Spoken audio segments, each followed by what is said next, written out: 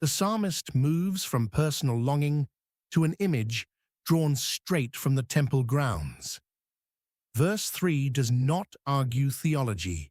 It points to something small and easy to miss, a bird's nest tucked into the stones of God's house, and it lets that picture carry the weight of the argument. Yea, the sparrow hath found an house, and the swallow a nest for herself, where she may lay her young, even thine altars, O Lord of hosts, my King and my God. Psalm 84, verse 3. Sparrows and swallows held no ceremonial value in Israel's worship. No priest offered them on the altar, no law required their presence in the courts. They came and went as they pleased, unnoticed by most who walked through the temple gates. Yet the psalmist notices them, nesting near the altars themselves, raising their young in the safest place they could find. If a common sparrow finds shelter and welcome near God's altar, how much more does the psalmist, a covenant child of the living God, belong in that same place? The bird's nest becomes a quiet rebuke to anyone who feels unworthy to draw near.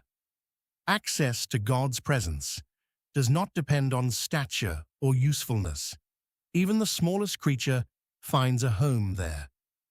The psalmist addresses God with a stack of titles. O Lord of hosts, my King and my God. Each title builds on the last. Lord of hosts declares supreme command over armies seen and unseen. My King personalizes that authority, placing the psalmist under God's rule by choice and love, not merely by force. My God claims covenant relationship, the language of belonging that runs through the Psalms from David onward. The sparrow finds a house near the altars of this same God who commands armies, wears a crown, and calls himself the personal God of those who trust him. Matthew 10, verses 29 to 31. Later echoes this same truth when Jesus tells his disciples that not one sparrow falls to the ground apart from the Father's knowledge, and that they themselves are valued far above sparrows. If God notices and shelters something as small as a bird, he notices and shelters his own children. Blessed are they that dwell in thy house. They will be still praising thee. Selah. Psalm 84, verse 4. The psalmist pronounces a blessing on those who make their home in God's presence, not just visiting occasionally, but dwelling there continually. This blessing echoes the opening of the entire Psalter, where Psalm 1 verse 1 begins, Blessed is the man that walketh not in the counsel of the ungodly. Blessing belongs to those positioned before God, whether described as avoiding the path of the wicked or dwelling in his house. The two ideas work together.